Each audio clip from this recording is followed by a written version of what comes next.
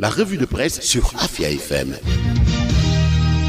Bonjour, les magistrats remportent la bataille, renseigne Sud Quotidien à sa une, en allusion à la décision du gouvernement de recaser sur un site du champ des courses de Dakar les déguerpis du marché Sandaga installé près du palais de justice. La grève du personnel de la justice prévue pour aujourd'hui n'aura pas lieu. Finalement, les déguerpis du marché Sandaga seront relogés au 4C6 au champ de courses et non à Lat Dior près du palais de justice de Dakar. La révélation a été faite hier par Maître Sidiki Kaba, garde des Sceaux, ministre de la Justice, rapporte le journal. Le palais de justice est un lieu de sérénité, de tranquillité, de calme, parce que pour juger, on a besoin d'être dans cette ambiance-là. C'est fort de ces éléments que le garde des Sceaux, Maître Sidiki Kaba, s'est investi pour que les commerçants déguerpis de Sandaga ne soient pas relogés en face du palais de justice de Dakar, explique Walfadjri.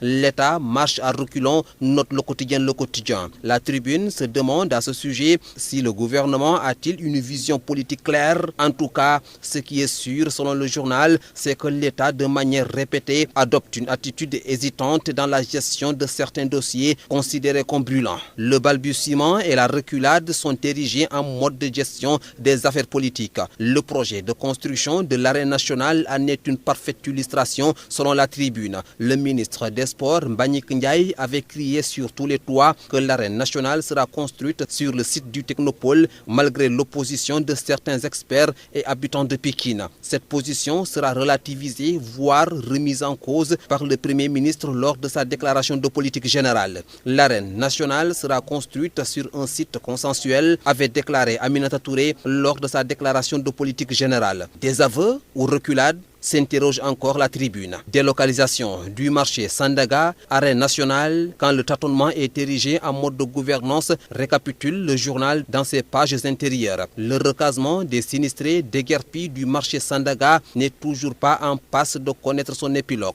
L'option de la place Lat Dior abandonnée, les autorités jettent leur dévolu sur le champ de course. Là aussi, il y a des grincements de dents, constate le même quotidien. D'autres quotidiens se font l'écho de suspicions au sujet de la passation du marché pour la construction de l'autoroute devant relier la ville de Thiès à Touba. Certains journaux laissent entendre qu'il s'est agi d'un gré à gré. Selon le quotidien Enquête, il s'agit de 400 milliards de francs CFA, un montant du contrat dit commercial signé par Ageroute pour le compte de l'État du Sénégal avec une entreprise chinoise. Le Populaire revient sur cette information par la voix de Birahim Seck, un responsable du Forum civil qui dénonce un gré à gré de 400 milliards de francs CFA. Il relève cependant que l'autorité de régulation des marchés publics ARMP dément et parle d'un appel d'offres. En lutte, l'acte de guerre numéro 2 avertit son prochain adversaire dans la Tribune. Je vais bien corriger Papa Sow. Dès le coup de sifflet, je vais l'envoyer à l'hôpital, menace le puncheur du Wallo. Horreur au quartier Afia de Tambacounda, l'Observateur révèle qu'une femme âgée de 30 ans, du nom de Mati Bendia, divorcée, cette dernière n'a pas trouvé mieux que de jeter sa fille handicapée physique et mentale dans un puits de 70 mètres. Comme justification, la criminelle avance tout simplement que c'est innocente. La fatigue. Bonne et agréable lecture à toutes et à tous.